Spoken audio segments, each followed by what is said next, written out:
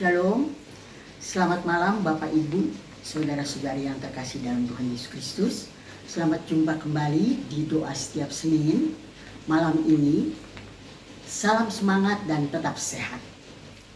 Ibu Bapak yang terkasih, seperti kita sudah mendengar penyampaian khotbah dari Ibu Pendeta Irene hari Minggu kemarin, kita akan mengulang kembali untuk merenungkan kebenaran firman Tuhan. Sebelumnya kami mengajak semua berdoa. Mari kita satu dalam doa. Terima kasih Tuhan untuk kebaikan-Mu, mempersekutukan kami di malam hari ini di dalam doa setiap Senin. Tuhan, pengurapan Tuhan dicurahkan bagi kami, sehingga kami semua yang hadir di dalam keluarga, di rumah-rumah tangga, sungguh-sungguh Tuhan menyiapkan diri untuk beribadah di dalam doa setiap Senin ini dengan hormat kemuliaan bagi nama Tuhan Yesus.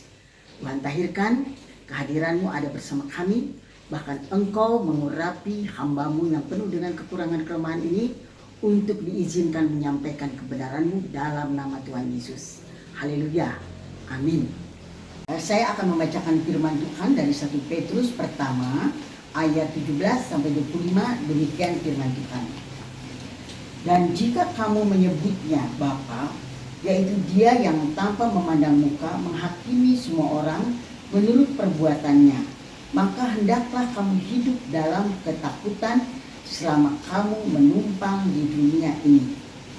Sebab kamu tahu bahwa kamu telah ditebus dari cara kehidupan yang sia-sia yang kamu warisi dari nenek moyangmu itu, bukan dengan barang yang panah, bukan pula dengan perak dan atau emas, melainkan dengan darah mahal, yaitu darah Kristus yang sama seperti darah anak domba yang tak bernoda dan tak bercacat. Ia telah dipilih sebelum dunia dijadikan, tetapi karena kamu baru menyatakan dirinya pada zaman akhir, oleh Dialah kamu percaya kepada Allah, yang telah membangkitkan Dia dari antara orang mati dan yang telah memuliakannya, sehingga imanmu dan pengharapanmu tertuju kepada Allah. Karena kamu telah menyucikan dirimu oleh ketaatan kepada kebenaran, sehingga kamu dapat mengamalkan kasih persaudaraan yang tulus ikhlas. Hendaklah kamu bersungguh-sungguh saling mengasihi dengan segenap hatimu. Karena kamu telah dilahirkan kembali bukan dari benih yang panah, tetapi dari benih yang tidak panah, oleh firman Allah yang hidup dan yang kekal. Sebab semua yang hidup adalah seperti rumput, dan segala kemuliaannya seperti bunga rumput. Rumput menjadi kering dan bunga gugur, tetapi firman Tuhan tetap untuk selama-lamanya. Inilah firman yang disampaikan Injil kepada kamu. Demikian Bapak Ibu, pembacaan firman Tuhan dari 1 Petrus 1 ayat 17 hingga 25. Tema yang dipakai di situ adalah sukacita di dalam penebusan. Firman yang tadi kita dengar dan sudah saya bacakan itu bertema sukacita dalam penebusan. Karena penebusan. Bapak Ibu yang terkasih, saya di sini tidak mengambil satu bagian dari 17 hingga 25, tapi saya merangkum keseluruhan dari 1 Petrus pertama ayat 1 sampai 25, ya. Latar belakang dari surat Petrus, kenapa disampaikan satu pengertian yang diberikan oleh Rasul Petrus kepada pendatang, para pendatang tersebut. Latar belakangnya adalah para pendatang ini ketika mereka hari raya Pentakosta, hari pencurahan Roh Kudus, mereka ada di sana. Dan bagian daripada orang-orang yang pernah sempat dikejutkan dengan berbagai macam ragam bahasa yang selama ini tidak dimengerti, mereka mengalami. Kemudian mereka ikut melanjutkan khotbah Petrus, di mana pada waktu itu 3.000 orang dimenangkan. Bagian dari kepada kemenangan 3.000 orang itu adalah ini yang tertera dalam surat Petrus sebagai pendatang. Jadi surat Petrus ini yang tertulis dalam 1 Petrus pertama ayat 1 sampai 25 ini ditujukan kepada para pendatang, di mana mereka ini yang terdiri dari bangsa, kaum, suku, bahasa, kalau tidak salah tercatat ada 17 dari 5 provinsi. Nah, mereka ini ada hidup di tengah-tengah bangsa Yahudi yang mengalami satu penekanan yang membuat kehidupan para pendatang dalam iman Kristiani yang baru ini, mereka adalah orang-orang yang ditekan, orang-orang yang ditindas, orang-orang yang diperlakukan semena-mena, orang-orang yang bahkan mereka ada dalam bentuk penyiksaan sampai dibunuh. Situasi kondisi ini membuat mereka gentar, sudah pastinya. Kalau itu pun dialami oleh kita, kita akan mengalami hal yang sama. Perasaan yang kacau. Nah, Petrus di sini menjelaskan kepada pendatang-pendatang yang baru, orang-orang terima Tuhan ini yang lahir baru, untuk memberikan motivasi, memberikan semangat, membangun mereka untuk tetap kuat. Di dalam pengutaraan daripada tujuan Petrus ini, seperti kita ketahui bahwa saya menemukan ada 5 ketentuan. Bagaimana pendatang itu harus mengalami satu kehidupan yang kuat, yang tetap tahan banting di tengah-tengah penderitaan. Mereka tetap bertahan di dalam penyiksaan, dan hal tersebut harus dilakukan dengan cara yang pertama adalah akan bertobatlah. Bila dirimu dibaptis dalam nama Bapa, Putra, dan Roh Kudus. Di dalam 1 Petrus 1 ayat 3 dan 23. Di situ ada penjelasan tentang bahwa mereka dilahirkan bukan dari yang fana, tetapi dari yang tidak fana. Yang kedua, mereka harus mengetahui bahwa mereka itu ditebus. Ditebus oleh satu hal yang sangat mahal. Tidak ada tandingannya, yaitu darah Kristus. Ditebus ini juga menjadi satu peneguhan dalam kitab Kolose 2 ayatnya yang ke-14-15. Ditebus artinya dibayar lunas. Tidak ada lagi pendakwaan dan hutang piutang. Bahkan mereka yang berusaha mendakwa pemerintah penguasa di dunia, mereka sudah dikalahkan oleh Tuhan Yesus. Dan mereka sudah dijadikan tontonan umum. Jadi tidak ada alasan bahwa kita yang sudah dilahirkan baru, kita bisa di dalam keadaan yang dibiarkan begitu saja. Kita ada di dalam jaminan penebusannya Allah. Yang ketiga, proses pemurnian. Ini yang dirasakan oleh kaum pendatang, oleh mereka kaum pendatang yang ada hidup di dalam penyiksaan. Mereka tinggal dengan orang-orang di sekitar bangsa Yahudi.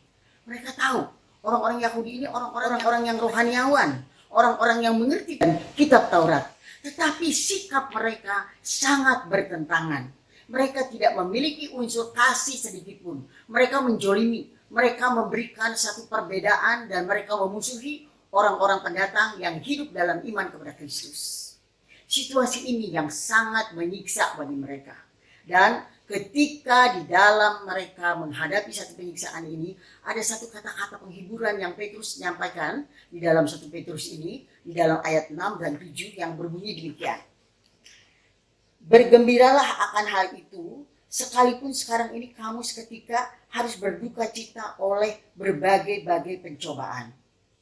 Maksud semuanya itu ialah untuk membuktikan kemurnian imanmu yang jauh lebih tinggi nilainya daripada emas yang fana, yang diuji kemurniannya dengan api, sehingga kamu memperoleh puji-pujian dan kemuliaan dan kehormatan pada hari Yesus Kristus menyatakan dirinya.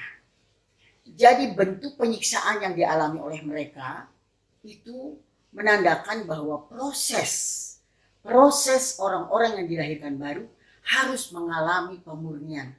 Seperti bongkahan emas. Pada awalnya emas tidak menjadi logam mulia, tapi emas itu merupakan satu bongkahan. Di sana ada bercampur mungkin batu, unsur mineralnya ada, unsur perak, tembaga, kuningan, dan yang lainnya. Ketika emas itu dibakar, diproses untuk dimurnikan menjadi logam mulia, sesuatu yang tidak sama itu terurai dan terlepas. Bagian dari emas yang dimurnikan itu dia berkumpul menjadi satu, sementara unsur yang lain yang tidak senyawa dengan emas, mereka terpisah. Ini kehendak Bapa, bahwa seperti dikatakan di dalam Imamat 26 ayat 20, mereka dipisahkan dari bangsa-bangsa lain supaya menjadi milik Allah. Ibu Bapak yang terkasih, selain pemurnian, proses yang dialami juga mereka harus mengalami hidup kudus. 1 Petrus 1 ayat 15-16 yang mengatakan demikian, tetapi hendaklah kamu menjadi kudus di dalam seluruh hidupmu, sama seperti Dia yang kudus yang telah memanggil kamu. Sebab ada tertulis, kuduslah kamu sebab aku kudus.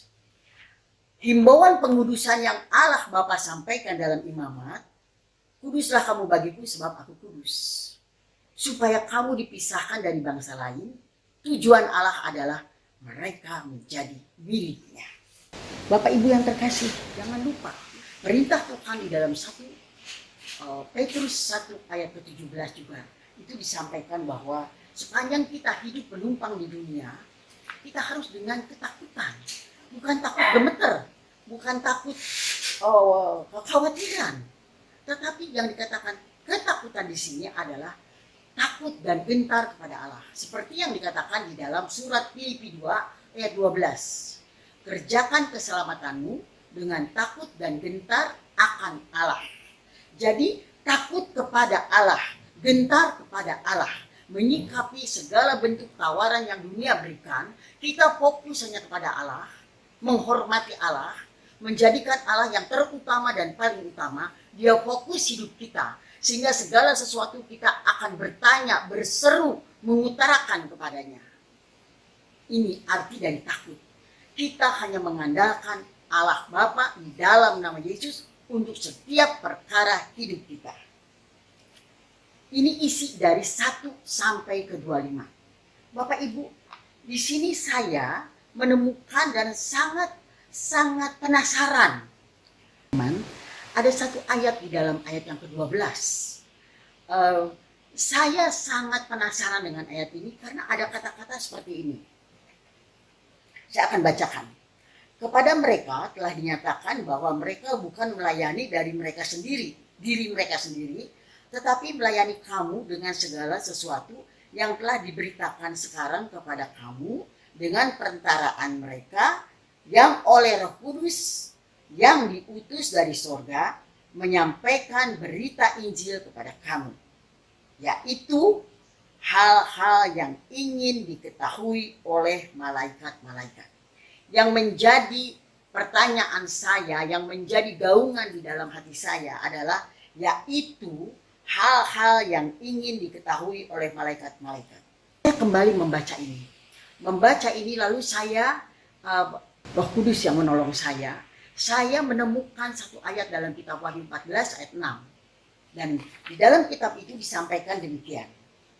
Saya akan bacakan untuk Bapak Ibu. Wahyu 14 ayat ke-6 berbunyi demikian. Dan aku melihat seorang malaikat lain terbang di tengah-tengah langit, dan padanya ada Injil yang kekal untuk diberitakannya kepada mereka yang diam di atas bumi dan kepada semua bangsa dan suku dan bahasa dan kaum. Ini merupakan jawaban untuk saya. Kenapa malaikat-malaikat yang ada tercatat di dalam kitab 1 Petrus 1 ini ingin mengetahui hal-hal penting, ingin mengetahui apa yang terjadi di para pendatang yang ada di dalam tertulis dalam kitab 1 Petrus ini. Di sini ada pertanyaan yang akan saya ajukan. Kenapa sih para malaikat ingin mengetahui keadaan pemberitaan Injil bagi para pendatang? Ingin mengetahui hal-hal yang terjadi, yang tercatat dan tertulis dalam kitab Petrus ini. Jawabannya adalah Wahyu 14 ayat 6 yang saya bacakan tadi.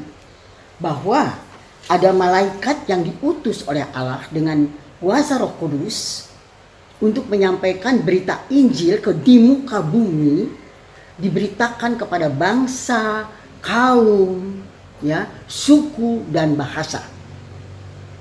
Jadi di sini yang diharapkan itu, pertanyaan tadi dijawab. Para malaikat mengerjakan tanggung jawab sebagai utusan-utusan surga. Dahsyat ini. Bahwa kita tidak pernah mengetahui selama ini bahwa begitu cermatnya, begitu telitinya, bahwa keselamatan itu diperhatikan luar biasa oleh utusan-utusan Allah yang hadir di muka bumi melalui pimpinan Roh Kudus. Malaikat, mereka sampaikan berita ini, ditanyakan, ada jiwa enggak yang dimenangkan? Ada pribadi-pribadi yang bertobat tidak dengan kondisi pengkabaran Injil seperti ini? Kita baca dalam Lukas 15 ayat ke-10. Saya akan bacakan bagi Bapak Ibu.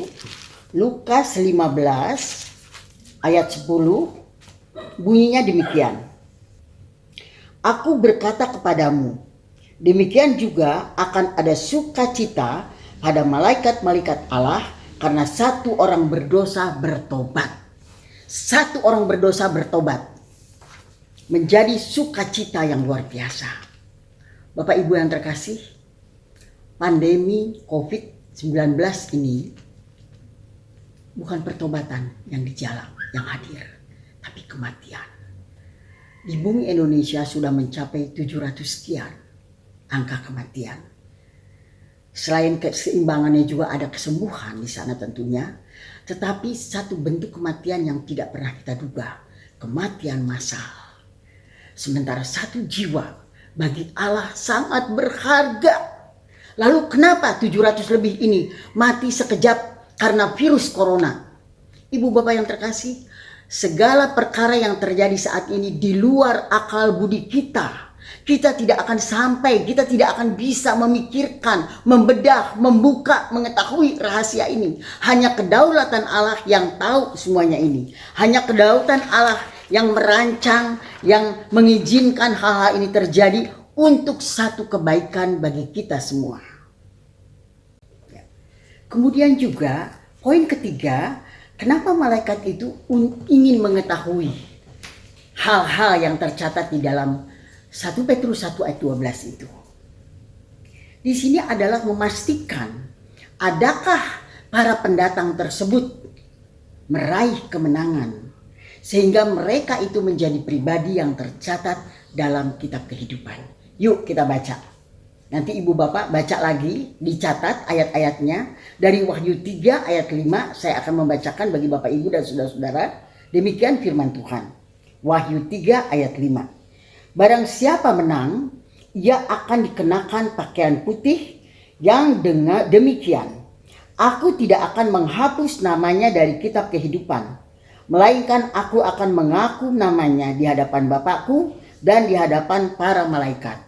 Ibu bapak, kata aku tidak akan menghapus namanya dari kitab kehidupan.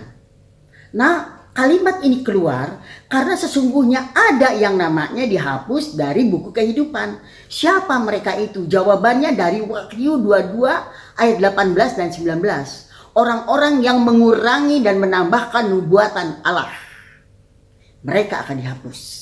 Mereka tidak akan mendapatkan waris jaminan Bapa di surga. Ibu bapak yang terkasih, ketiga hal inilah yang menjamin kita semua.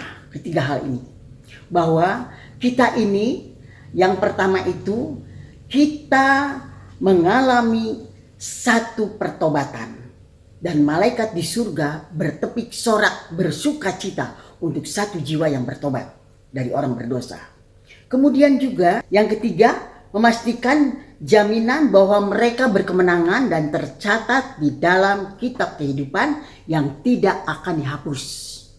Kalimat ini kembali saya tekankan karena ada dari kitab kehidupan orang-orang yang akan dihapus, yaitu yang melanggar, yang tidak taat, berani merubah nubuatan Allah, bahkan menambahkan dan menguranginya.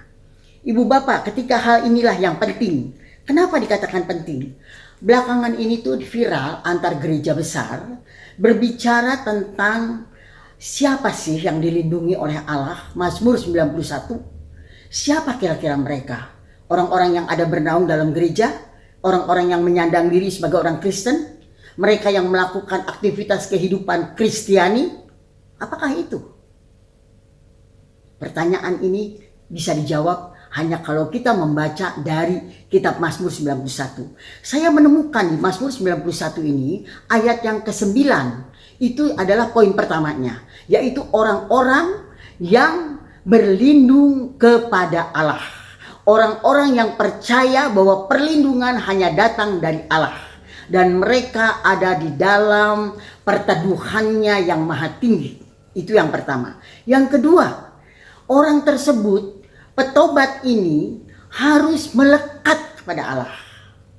Kata melekat di sini kalau di dalam Yohanes 17 Ya, di situ dijelaskan bahwa antara Bapa dengan anak itu menjadi satu. Dan ketika Yesus anaknya memberitakan kebenaran firman dan mereka yang mendengar terima, maka antara Yesus dengan mereka yang terima menjadi satu. Jadi kita menjadi satu itu dengan Bapa dan di dalam Kristus, itu tandanya kita tidak ada di luar kehidupan yang dikendalikan Allah. Kita ada di dalam melekat bersama Allah. Ya. Yang ketiga adalah orang itu mengenal Allah, tahu sebutannya, tahu nama Allah. Siapa? Yesus Kristus dari Nazaret. Kisah 2 ayat 22 itu mencatat Yesus Kristus dari Nazaret yang menjamin kita selamat. Ya. Yang keempat, kita selalu berseru. Kita bukan ngomong, berdebat, argumen, mengeluarkan pendapat dengan cara intuisi manusia, asumsi manusia, tetapi kita berseru dengan kepolosan kepada Allah dari semua yang dialami dan terjadi. 4 keadaan ini adalah orang-orang yang dilindungi oleh Allah. Para pendatang yang sungguh-sungguh dijaga dan dilindungi oleh Allah. Sekalipun penderitaan, kesesakan, aniaya mereka alami. Ini adalah pemurnian, tapi tetap mereka ada dalam perlindungan Tuhan. Situasi keadaan seperti ini, belakangan ini kami alami. Kalau di dalam COVID-19 ini kita kehilangan seorang sahabat, Bapak Usmin mau Liana, itu adalah kedaulatan Tuhan. Diizinkan dia mengalami kepergian dari tengah-tengah kita dengan cara seperti ini. Ini hak kedaulatan Allah. Tetapi yang sekarang dialami oleh kami, apa yang harus kami kerjakan setelah ini? Keluarga. Ketiga anak yatim piatu ini tidak ada dalam hak pengasuhan kakaknya yang terbesar. Tetapi kedua anak ini mengalami sesuatu yang mungkin saya tidak bisa jelaskan lebih jelas. Tetapi anak ini sekarang dalam keadaan diamankan atas keputusan kami sekeluarga dengan keluarga besar dari pihak almarhum Desi. Dan anak-anak ini tidak berada di rumahnya, tetapi berada di tempat yang menurut pandangan kami aman. Tidak bisa diganggu. Mereka aman karena memang saat ini mereka sedang menantikan hasil dari pemeriksaan COVID-19 yang belum muncul karena baru akan muncul sekitar tanggal 30 April. Oleh sebab itu Bapak Ibu yang terkasih, ketika kita ada di tengah situasi penderitaan, bagi saya ini adalah penderitaan. Kenapa? Situasi fisik saya terbatas. Puji Tuhan, sesuatu yang dahsyat yang saya alami adalah luar biasa. Putri saya Nia, dia bergerak, saya tahu dia harus berhadapan, dia harus menjumpai anak-anak ini. Ketika kami putuskan untuk mengurus anak-anak ini, anak yang kedua, dia kabur ke rumah saya, dia menangis, dan dia minta perlindungan. Tidak ada yang bisa kami lakukan selain menerima dia. Saya serasa mau peluk dia, saya mau rebahkan kepalanya di bahu saya. Tapi situasi corona ini tidak memungkinkan. Dan saat itu saya hanya nyuruh dia, kamu mandi. Saya ganti baju pakai baju Rafael, Neng beri makan dia, lalu Neng urus dia, bawa dia kepada satu tempat hotel yang pertama, kemudian sekarang dia juga ditempatkan lebih baik daripada hotel tersebut, lebih aman dan lebih terjamin. Ibu Bapak yang terkasih, situasi penderitaan, situasi hati yang terkoyak melalui semua ini, kita harus tetap berani hadapi. Karena kita ada di dalam perlindungan Allah, ada dalam jaminan Allah. Ketika kami melakukan kegiatan keluar masuk hidup dari keluarga, bahkan kita berhadapan dengan anak-anak yang statusnya ODP, di mana kami menantikan hasil yang baru akan keluar tanggal 30 April mendatang. Bapak Ibu yang terkasih, pertarungan yang sedang dialami seperti ini antara dikerjakan dan tidak, itu semua membingungkan kami. Tapi hati nurani yang tidak bisa diabaikan, melihat kepedihan dari anak-anak kecil ini, kami turun tangan. Dan saya percaya semua itu adalah pembelaan Allah. Roh Kudus yang menuntun saya bersama putri saya Nia untuk mengerjakan segala sesuatu sampai akhirnya anak-anak ada di tempat yang lebih baik dan aman. Ibu Bapak yang terkasih, Sebagai penutup, saya akan membacakan satu firman Tuhan dari Yesaya 26 ayatnya yang ke-20. Yesaya 26 ayat yang ke-20 bunyinya demikian. Mari bangsaku, masuklah ke dalam kamarmu, tutuplah pintumu sesudah engkau masuk, bersembunyilah barang sesaat lamanya sampai amarah itu berlalu. Ibu Bapak yang terkasih, kita diperintahkan di tengah bangsa Indonesia untuk mengkarantina diri dalam rumah, untuk mengisolasi diri demi keamanan kesehatan, agar kita tidak tercemar dengan COVID-19. Semua dilakukan oleh jemaat GKO dengan kepatuhan. Bapak Ibu yang terkasih, apa yang diberitakan oleh pemerintah untuk diam dalam rumah, firman sudah mendahului. Diam di dalam kamar, tutup pintu, dan bersembunyi sesaat. Bukan artinya secara hurufiah kita menjabarkan itu, tapi kita urungkan niat kita di dunia luar. Kita masuk dalam rumah dan menggunakan kesempatan tersebut untuk merenungkan hidup, berelasi dengan Allah, berseru, berbicara kepadanya, mohon tuntunan agar kita diberi kepekaan untuk mengintrospeksi, memeriksa diri, bagaimana kita merubah hidup kita. Sesuatu yang dibawa dari warisan nenek moyang terdahulu, saat ini kita mengambil keputusan untuk hidup dibaharui oleh Tuhan.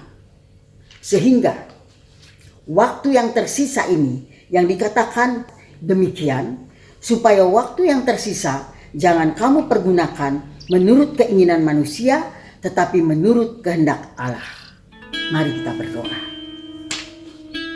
Bapa kami yang bertahta dalam kerajaan surga, puji syukur dan terima kasih ya Tuhan atas setiap kebaikan Tuhan yang tidak pernah bergeser atas hidup kami.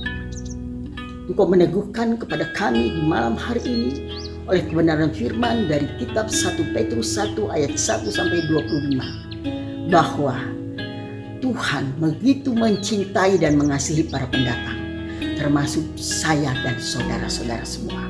Bapak Ibu, kita semua adalah pendatang, tetapi Tuhan merindukan, Tuhan sangat mengharapkan bahwa kita semua menjadi petobat-petobat yang dibaharui di dalam nama Tuhan Yesus.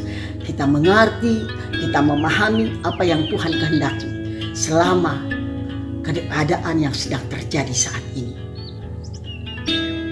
Terima kasih Tuhan Yesus untuk pimpinan dan tuntunan Tuhan. Mampukan kami anak-anak-Mu diberikan jalan keluar di tengah penderitaan ini, agar kami tetap berdiri teguh, kuat dan kokoh, karena jaminan kami ada di dalam perlindungan Allah Bapa di dalam nama Tuhan Yesus. Terpuji Engkau ya Allah. Inilah doa kami, sempurnakan dalam nama Tuhan kami Yesus Kristus yang hidup. Haleluya. Amin.